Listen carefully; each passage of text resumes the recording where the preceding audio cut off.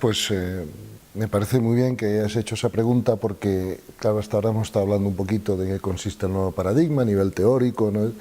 Y ahora la pregunta es, bueno, ¿y cómo nos cambia a nosotros la vida? ¿O qué podemos hacer nosotros, ¿no? De alguna manera interiormente para ir adecuando nuestra mente y nuestra manera de actuar y de pensar y nuestra intención, ¿no? A este nuevo contexto de la realidad. Pues mira, yo te diría que en todo proceso de crecimiento, ¿no? Personal o espiritual, debe estar siempre apoyado en tres patas, ¿no? Como apoyas un poco esta cámara de vídeo que estás usando en ese trípode, ¿no? Para esta entrevista. Entonces, fíjate, la primera pata en la que nos tenemos que apoyar es la información correcta, ¿no? En todo lo que hagamos en la vida, si tú me dijeras mañana, oye, ¿qué hago para aprender a jugar al golf, por ejemplo? Digo, bueno, pues la información correcta, por dónde es el swing, cómo tienes que moverte, ¿no? Para dar la bola, etcétera, ¿no? Pero claro, si no te entrenas, si no practicas esa información de alguna manera, pues entonces sabes mucho acerca de algo, pero no te conviertes en ese algo y no cambia tu vida, ¿no? Por lo tanto, la segunda pata en la que tenemos que apoyarnos es ese entrenamiento personal, ¿no? En esa información correcta. Claro, si nos entrenamos mucho con una información equivocada, no vamos a tener buenos resultados, como todos sabemos, ¿no? Y la tercera pata, ¿verdad?, en la que hay que apoyarse es un poco en lo que la gente podría llamar práctica espiritual de cualquier tipo, ¿no?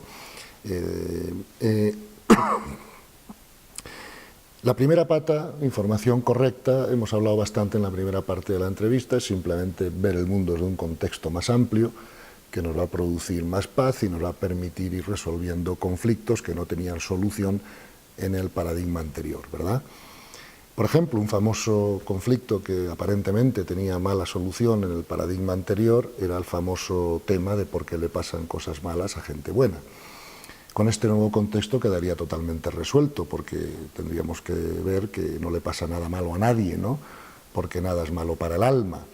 Un cáncer no es malo para el alma, un terremoto tampoco y un accidente de tráfico tampoco, porque ningún alma muere ni en un terremoto, ni en un accidente de tráfico, ni en un cáncer. De hecho, mucha gente que ha tenido un cáncer, que habla conmigo, me dice, uy, he aprendido muchas cosas que no hubiera aprendido si no hubiera tenido este asunto, ¿no? Entonces tenemos que darnos cuenta de que todo lo que ocurre al alma es perfecto y necesario, ¿no? Esa es la frase que a mí me gusta usar. Entonces, ¿cómo podemos en la práctica ir, digamos, incorporando nuestras vidas, practicando con esta información y viviéndola? Para mí el primer paso es darnos cuenta de que, como hay causación descendente, ¿verdad?, es la consciencia la que colapsa el electrón, por lo tanto es la consciencia la que determina lo que aquí ocurre, ¿verdad? Nosotros tenemos mucha libertad interior, porque podemos reaccionar ante los eventos que ocurren de la manera que nos parezca más apropiada. Pero lo que no tenemos es tanta libertad exterior como pensábamos. O sea, dicho de una manera, si yo quisiera agredirte ahora, cosa que créeme no quiero, yo pensaba que yo podría hacerlo, ¿no? Pero literalmente, si tú no fueras correspondiente con recibir esa agresión, la consciencia me paralizaría la pierna, o sea, no colapsaría el electrón en esa dirección. Tenemos muchos casos que alguien ha intentado matar a gente y se han casquillado la pistola. Y lo hemos dicho, casualidad. Es que no existe la casualidad en el universo, a partir de que sabemos que existe la causación descendente, ¿no? Por lo tanto, todo ocurre por ley. Cuando yo comprendo cómo funcionan las leyes del universo, es muy sencillo, es mucho más fácil obtener buenos resultados en lo que haces en la vida, ¿no? Porque siempre que actúas de acuerdo con la ley, funciona, y el resultado es bueno. Acordaos de la enseñanza, por sus frutos los conoceréis, ¿no? Yo cuando miro hacia atrás en mi vida, porque ya tengo 60 años, y he tenido una vida larga hasta ahora, ¿no? Pues me doy cuenta de que lo que me funcionó bien en mi vida es porque estaba aplicando la ley del universo sin saberlo, y lo que me funcionó mal es porque no estaba aplicando la ley también sin saberlo, porque no conocía la ley, ¿no? Conociendo el funcionamiento de la ley del universo, quizá hablemos de eso unos minutos después, es más fácil, digamos, tener resultados más eficientes en la vida aplicando la ley. Entonces, en definitiva, el crecimiento espiritual siempre consiste en una trascendencia del ego, ¿no? El ego es el conjunto de los tres cuerpos inferiores, la mente, el cuerpo físico y el cuerpo emocional, y es el que nos causa todos los problemas. El ego tiene dos necesidades básicas, como todo el mundo sabe, que es el control / seguridad, que lo de fuera de mí esté como a mí me gusta, y es intentar controlar eso, pues es una de las fuentes principales de la angustia en el ser humano, ¿no? Y la segunda necesidad básica del ego es la que tenemos de gustar a todo el mundo, de ser queridos, respetados, admirados por los demás, ¿no? Que también causa mucha angustia en el ser humano. Bueno, pues toda trascendencia, todo crecimiento espiritual es ir trascendiendo el ego, ¿verdad? Y para eso es útil comprender varias cosas, ¿no? La primera cosa que tenemos que comprender es que tenemos que acostumbrarnos a aprender a aceptar la realidad, ¿vale? Aceptar la realidad es mucho más que resignarse ante la realidad. Es una aceptación positiva que nos lleva a ver las cosas no como problemas, sino como oportunidades de aprendizaje, ¿verdad? Claro, si tú eres consciente de que eres un alma en evolución, toda oportunidad de evolucionar debes agradecerla, no resistirla. Le apetezca o no le apetezca a tu ego, ¿no? Cuando iba al colegio, pues comprendo que a veces iba a regañadientes, ¿no? Y cuando era niño, pues no tenía el suficiente punto de vista para darme cuenta del valor que eso podía tener para mí, ¿no? Claro, cuando ya me hice más mayor, cambié el punto de vista y me di cuenta del valor que esas dificultades que había tenido en el colegio, en la universidad, para aprender cosas, pues ahora me habían producido unos resultados buenos en la vida, ¿no? Entonces yo diría que el primer consejo para el crecimiento espiritual es no resistir lo que ocurre, ¿no? Porque esa es la causa del sufrimiento humano. El sufrimiento humano es una resistencia mental a lo que es, a lo que ocurre. En la medida en que nosotros comprendemos el valor pedagógico de lo que nos ocurre, hay menos resistencia y por lo tanto menos sufrimiento y se gana más paz interior. O sea que el primer consejo de cómo poner esto en la práctica es aprender a aceptar la realidad. Además, cuando aceptamos la realidad se producen dos efectos invariables, siempre los mismos. El primer efecto es mayor paz interior, pero el segundo efecto es cuando hemos totalmente aceptado la realidad cambia sin que hagamos nosotros nada, porque la conciencia es muy eficiente cuando colapsa el electrón y no comete errores ni malgasta energía. Entonces, cuando ya no tiene nada que enseñarnos la realidad va a cambiar inmediatamente para nosotros porque ya no está produciendo ningún efecto. Fíjate que a mí me gusta hablar de la ciencia de la aceptología. Y me gusta hablar de eso como una ciencia porque, igual que con las ondas gravitacionales, hasta hace poco no habíamos conseguido fotografiarlas, pero sabíamos que existían por los efectos. Evidentemente, si nos subimos al tejado, tú y yo, y nos tiramos al suelo, nos vamos a dar un golpe. Y por lo tanto, conocemos la gravedad por los efectos, pues también conocemos la aceptología por los efectos. Y esto es una cosa que yo os invito a que verifiquéis, no me creáis lo que digo, porque no servirá para mucho en vuestras vidas, pero verificarlo, es decir, cuando haya un evento que no sea agradable para vuestro ego en vuestra vida, en vez de resistirlo, intentar por una vez aceptarlo, ¿no? Y comprender el valor pedagógico que tiene para la evolución del alma. Y veréis que inmediatamente se producen esos dos efectos a los que me estoy refiriendo, que es la paz interior y por otro lado el cambio de la situación por sí misma, sin que tú tengas que hacer muchas cosas ahí fuera para cambiarla, ¿no?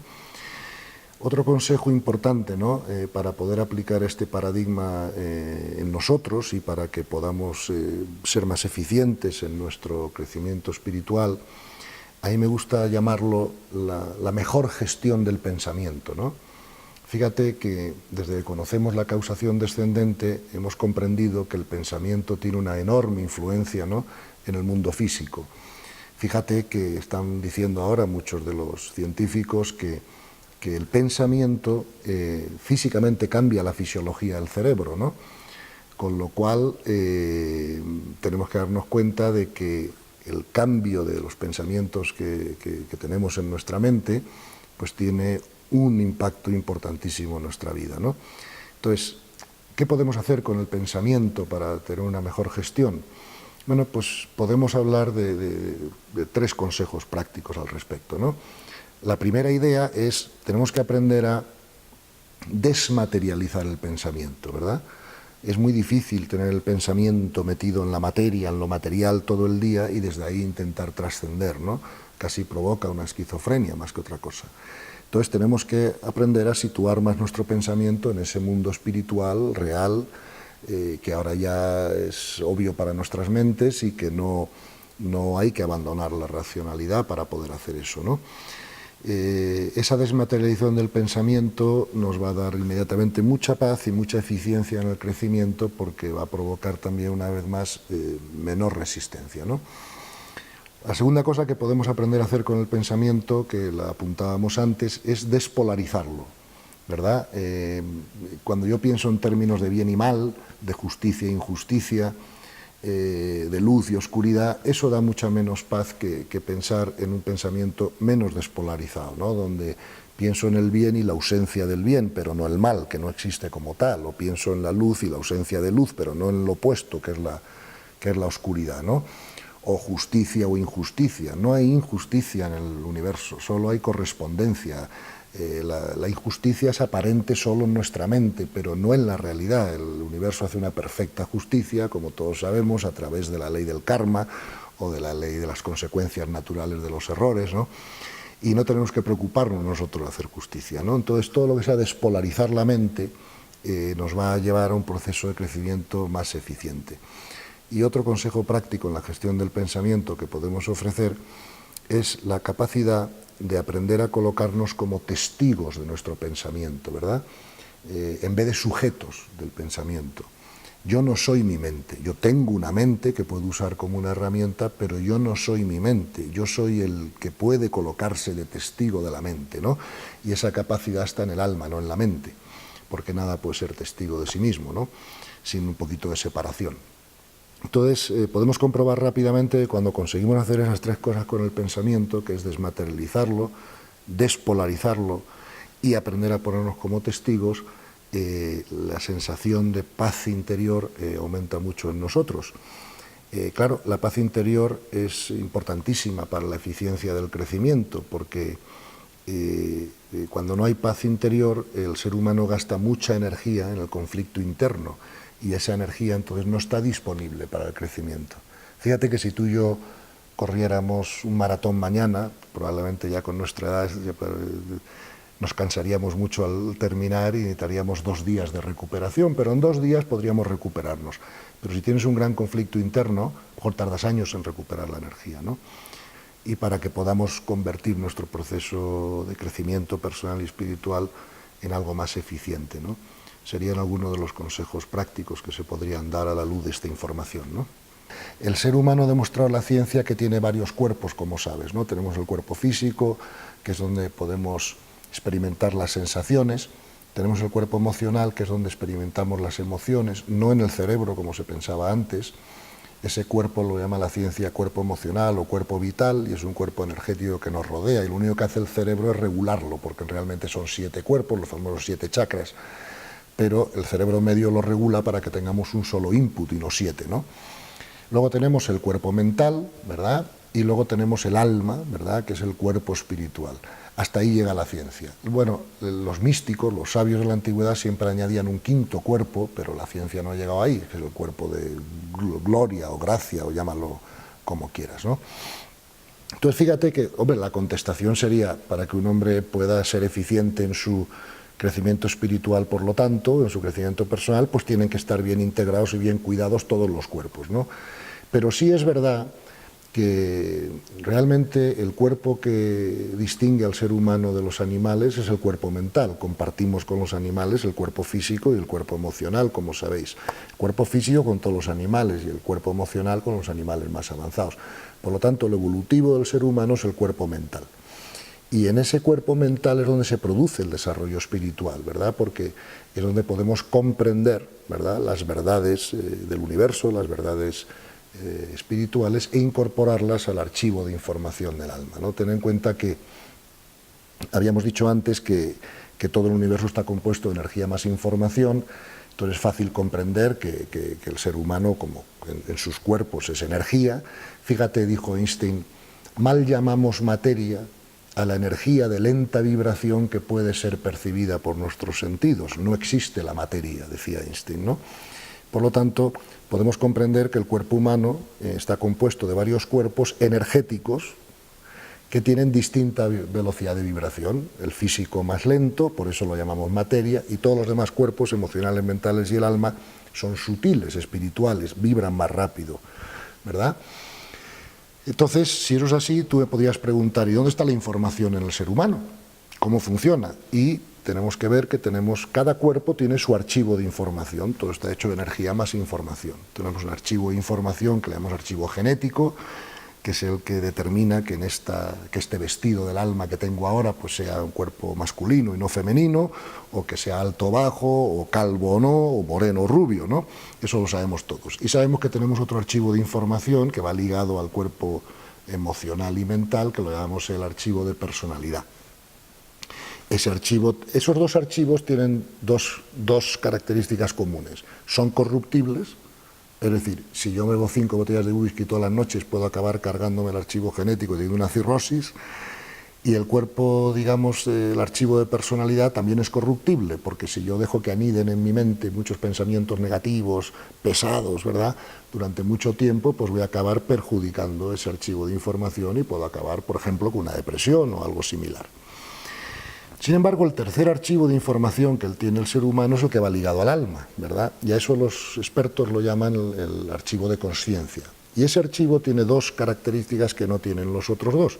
Una es que no se disuelve con la muerte física, como se disuelven los otros dos, y otra es que no es corruptible, o sea, trae una garantía de fábrica en el que no se puede grabar nada más que las comprensiones de la verdad que hemos hecho antes previamente en el campo mental, que es lo que tú me preguntabas.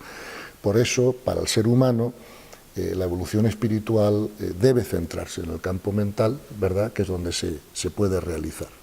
¿Okay? Yo te diría lo siguiente, fíjate, una cosa curiosa es que parece que los expertos están postulando y demostrando que hay una ecuación matemática que dice felicidad igual nivel de consciencia. Fíjate que los seres humanos hemos intentado hasta ahora buscar la felicidad continuamente donde no se podía encontrar, que es fuera de nosotros, ¿vale?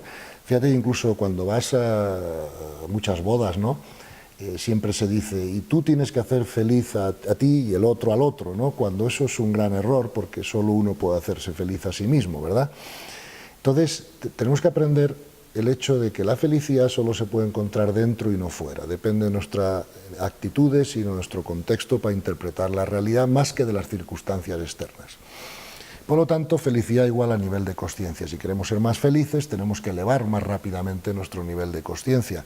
Una vez elevado el nivel de consciencia, aparece toda la información y todo lo que tenemos que comprender para actuar de otra manera, ¿no? Evidentemente yo ya no podría hacer lo que hace Al Capone, pero tampoco podría hacer lo que hace Teresa de Calcuta, ¿verdad?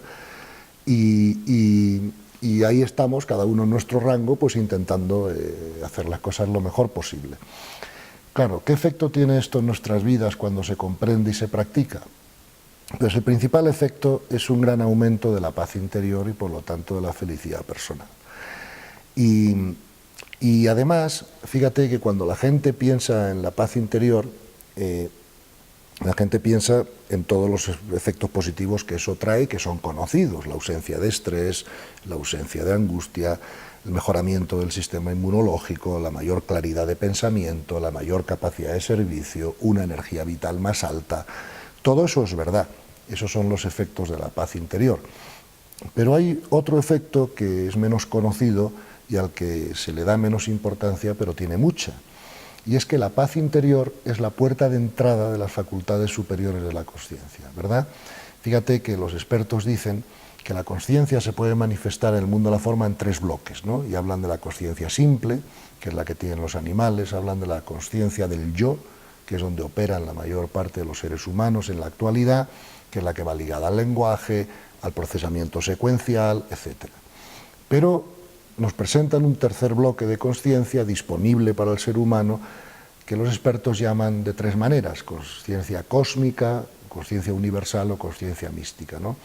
Claro, cuando te abres a ese bloque de consciencia, todo cambia. Yo diría que casi tanta diferencia entre un animal con la consciencia simple y un hombre con la consciencia del yo, como entre un hombre de la consciencia del yo y un hombre en consciencia cósmica universal, ¿no?, o mística.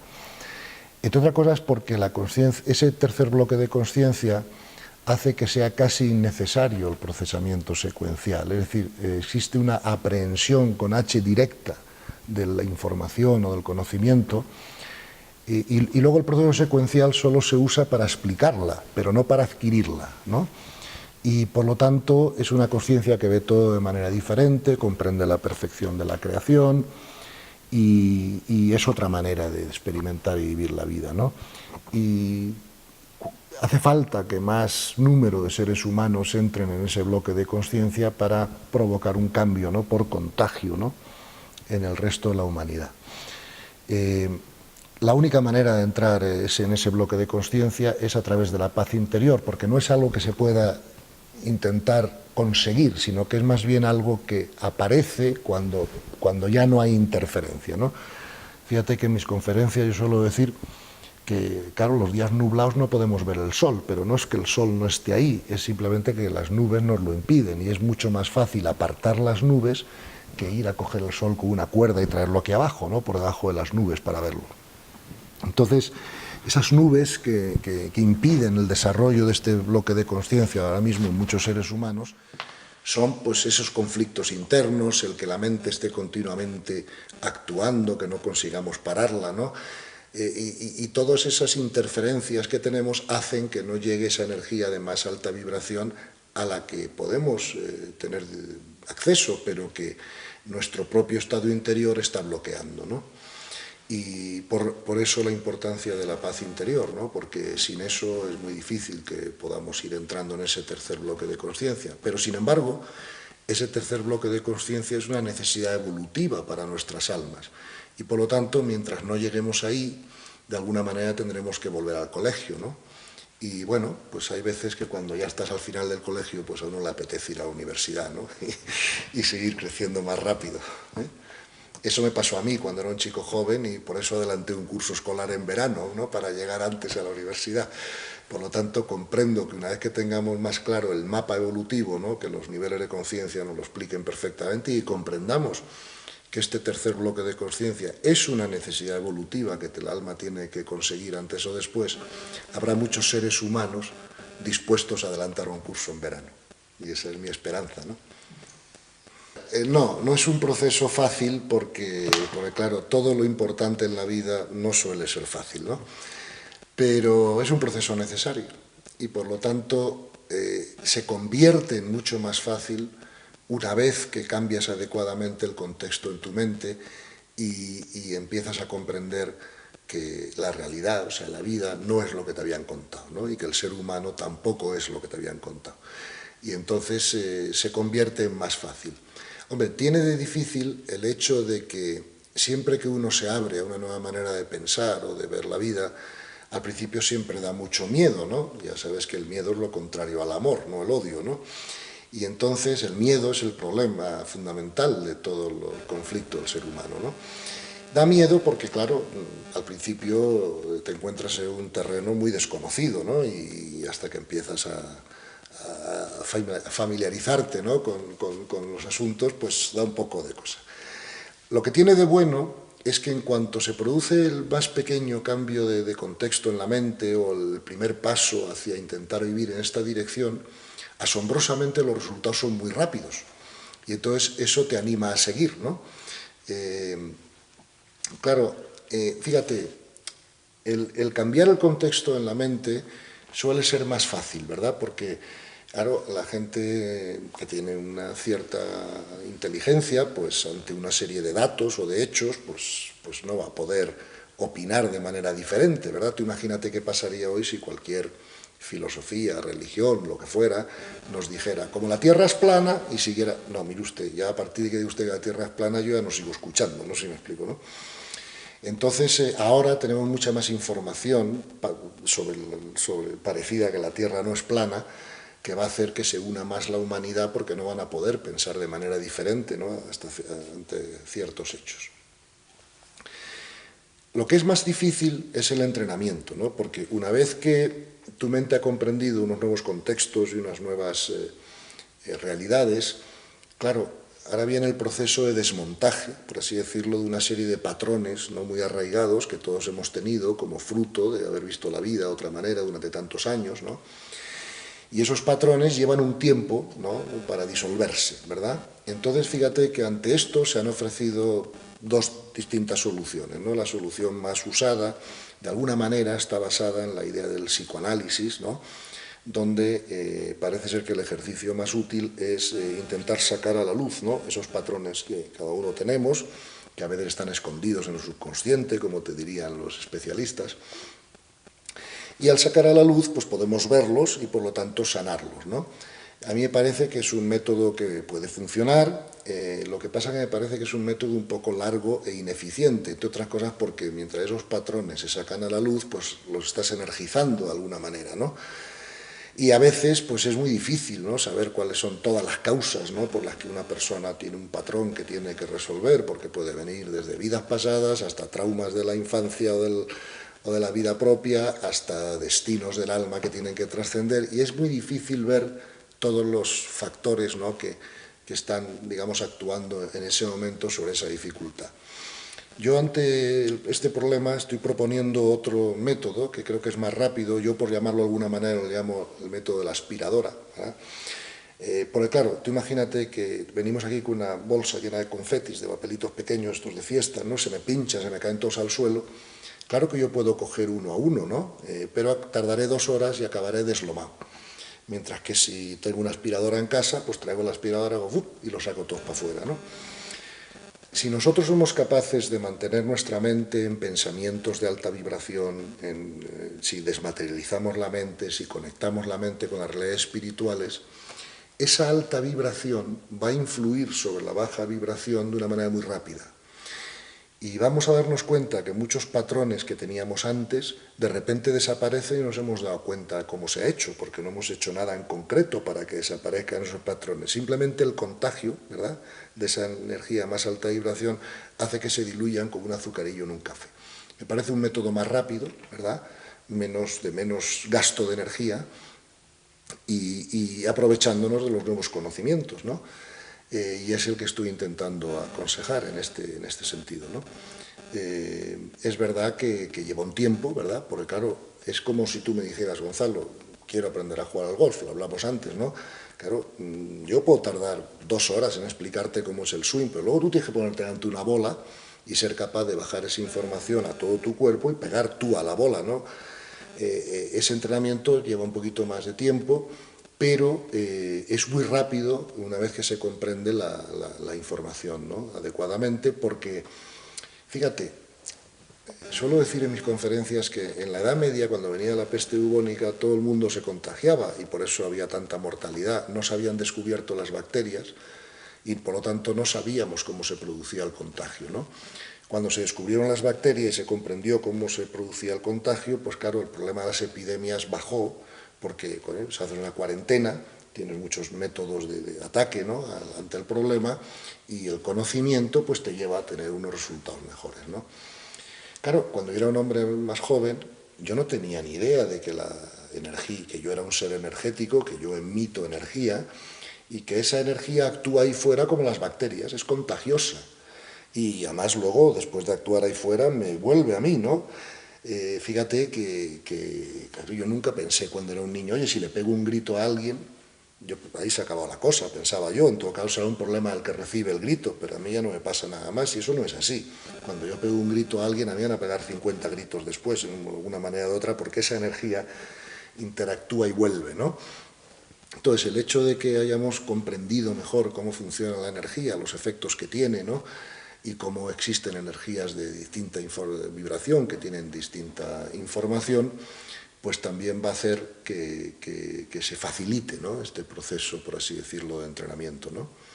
Pero bueno, hay que tener mucha determinación, porque si no tienes suficiente determinación, de alguna manera la atracción gravitacional del mundo y de la vida pues te vuelve a absorber, ¿no?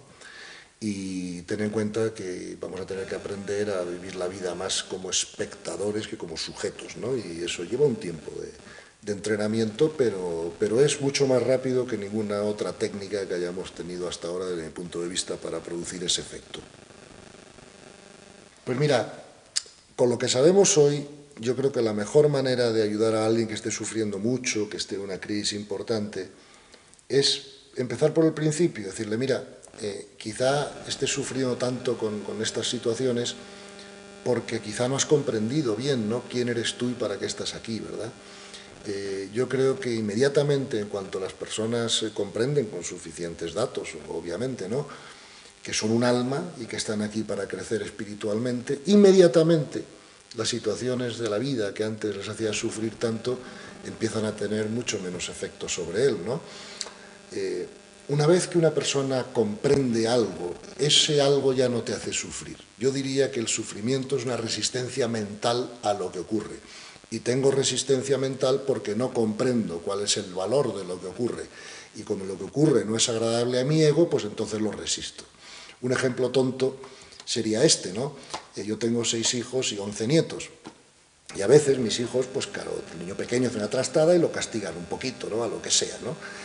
Y claro, yo siempre digo a mis hijos, no les castiguéis tantos y total. Y ellos me dicen, no, papá, si es que si tú has sido siempre un padre muy dialogante, pero si nos hubieras castigado un poquito más, a lo mejor hubiéramos crecido más rápido, ¿no?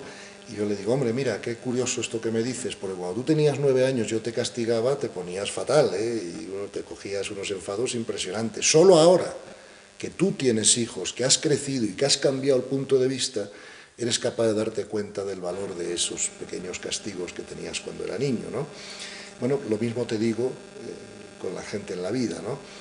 Una vez que cambiamos nuestro punto de vista y nos damos cuenta de que somos un alma y que estamos aquí para aprender, para evolucionar, entonces es cuando podemos, por primera vez, empezar a dar valor a esas dificultades que nos presenta la vida y que tanto nos disgustan, sabiendo que no son problemas, sino oportunidades de aprendizaje. Sabiendo también que cuando aprendamos lo que nos viene a enseñar, esas situaciones no se repetirán, porque no tienen ningún valor pedagógico a partir de ese momento y la conciencia que administra el colegio no colapsará el electrón en las direcciones que no son necesarias, ¿no?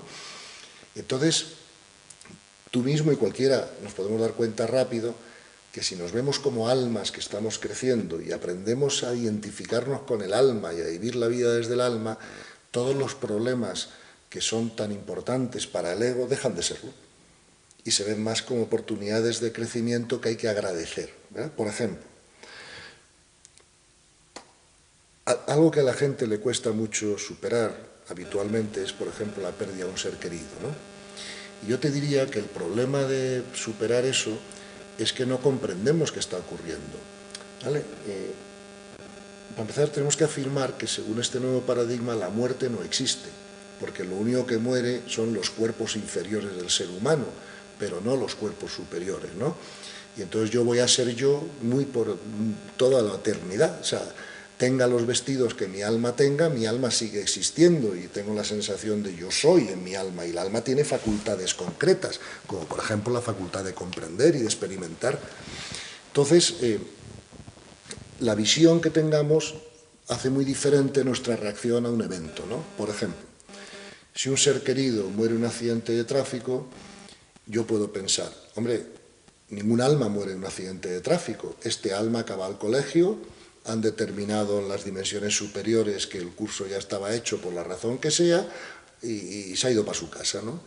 La diferencia es que yo tengo que aprender a amar en vez de tener cariño a los seres queridos, ¿no? Fíjate que esto lo expresó muy bien San Agustín en la carta a los funerales y decía, si me quieres llórame, si me amas no me llores, si supieras lo que me espera, etcétera, etcétera. Fíjate que todos los místicos y sabios a lo largo de la antigüedad que han tenido esto claro, han tenido hasta una cierta prisa por morirse, ¿no? Y eso que eran muy felices aquí, pero sabían dónde iban, sabían dónde estaba su casa y sabían que esto era un curso y a nadie le apetece ir al colegio si puede estar de vacaciones, ¿no? Fíjate que el cariño tiene un problema, que es que el cariño necesita un objeto sobre el que proyectarse. Y además siempre empieza por la palabra mí delante, ¿no? Yo quiero mucho a mis hijos, mi equipo de fútbol, mi país, mi comunidad, mi casa, lo que sea, pero siempre mí. Además el cariño produce apegos y además el cariño es variable, depende del comportamiento del otro. Por ejemplo, una persona puede querer mucho a su pareja, pero si le es infiel con muchas personas, a lo mejor la quiere menos, ¿vale? Entonces, tenemos que movernos del cariño al amor. El amor no es un sentimiento, es una comprensión. Es difícil sentir amor universal, lo que sientes es cariño, ¿vale? Pero el amor universal es una comprensión. Una de las dificultades que yo tenía con esto cuando era un hombre joven es que yo pensaba que el amor universal era un sentimiento y claro, era muy difícil, ¿no? Poder querer a todo el mundo como quieres a tus hijos o a tu familia o a tus amigos íntimos o lo que sea, ¿no? Me liberé cuando me di cuenta que era una comprensión porque no sí que podía alcanzarlo. No sé si me explico, ¿no? Entonces, cuando tú amas a alguien, tú quieres lo mejor para ese alguien, ¿no? Y por lo tanto, si ese alguien es un alma, tú quieres lo mejor para el alma. Y si eso incluye un accidente de tráfico, irse de vacaciones y volver a casa antes de tiempo, pues perfecto. Te das cuenta como todo es mucho más fácil de vivir en paz cuando se ve desde el alma que cuando se ve desde los cuerpos inferiores, ¿no? Y eso es un poco la respuesta que te daría a esa pregunta. Pues mira, estamos intentando hacer pues todo lo que podemos o se nos ocurre, ¿no? Mira, lo primero que hice fue, le dediqué más de 10.000 horas, ¿no? a la investigación de todos estos asuntos que estamos comentando ahora. Y lo primero que hice fue empezar a vivirlo yo, porque dije, oye, tiene que tener frutos para mí, si no tiene frutos para mí esto no funciona. Luego, cuando ya vi que tenía frutos para mí, dije, oye, pues puede tener frutos en los demás también. Y entonces empecé pues, a charlar, a hablar, a extender estas ideas entre un grupo de personas que podían estar más próximos a mí, que conocía. Y comprobamos todos pues, que esto realmente nos cambiaba la vida a todos. Y entonces dijimos, oye, pues esto hay que sacarlo al mundo entero de alguna manera, ¿no? Bueno, lo primero que se nos ocurrió fue pues, escribir un libro, que aquí está, ¿no? De momento lo tenemos en español y en inglés, no sé si también en breve tendremos traducirlo a otros idiomas, donde de alguna manera se expone de manera ordenada y de manera seria, pues todo esto que hemos estado hablando hoy de una manera más informal. Se incluye una bibliografía para la gente que esté interesada en investigar más, pues que pueda también ir a las fuentes, ¿verdad? Porque claro, yo he sido toda mi vida un empresario, yo no soy el que ha inventado todo esto, el que ha descubierto todo esto. Casi puedes ver más mi papel como si fuera un periodista de investigación que tú hayas contratado y le has dicho, oye, estudia 10.000 horas lo que están diciendo los científicos modernos al respecto de la realidad y lo que han dicho los sabios a lo largo de toda la humanidad y a ver cómo consigues integrarlo y pues ese es el trabajo que yo he hecho, ¿no?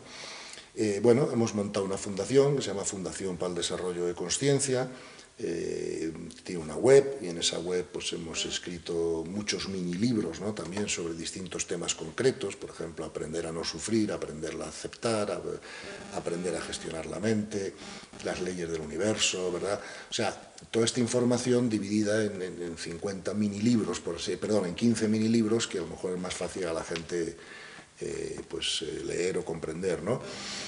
Bueno, damos conferencias, varias al mes, ¿no? en muchos sitios del mundo, ¿no? Explicando esta información. Tenemos una cátedra a través de un convenio de nuestra fundación con la Universidad de Granada. La cátedra se llama Consciencia y Desarrollo. Fue iniciada por un catedrático de la Universidad de Economía, ¿no? De la Universidad de Granada, que atendió una de nuestras conferencias y dijo rápidamente, esto hay que llevarlo a la universidad. Y dije, va, no se me había ocurrido, pues bueno.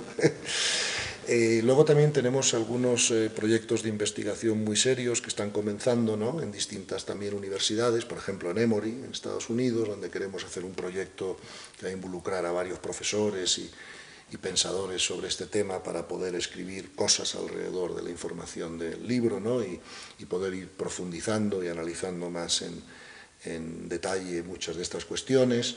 En fin, hacemos seminarios, ahora vamos a iniciar un máster de consciencia, ¿no? Para la gente que quiera estudiar estos temas. O sea que a nivel tanto, digamos, académico como a nivel de grandes empresas, hemos dado conferencias en grandes empresas, ha tenido muchísimo interés y la ventaja que tenemos es que, claro, en cuanto las personas se abren esta información, pues quieren saber más, ¿no? Fíjate que ahora mismo uno de los cuellos de botella que tenemos que quizá formar más facilitadores, ¿no? De esta información para que podamos atender todas las peticiones que están llegando de distintos sitios, ¿no?